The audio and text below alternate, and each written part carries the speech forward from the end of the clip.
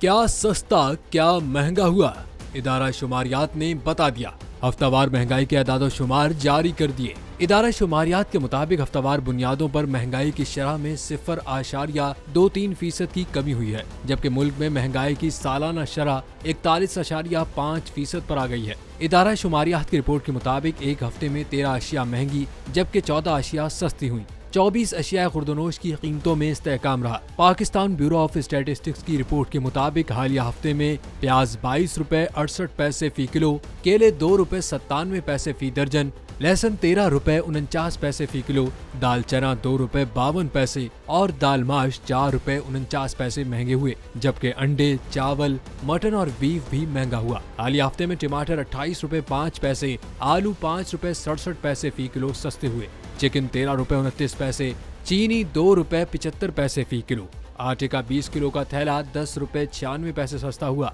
जबकि LPG, घी, दाल, मूंग, दूध, दही भी सस्ती हुई।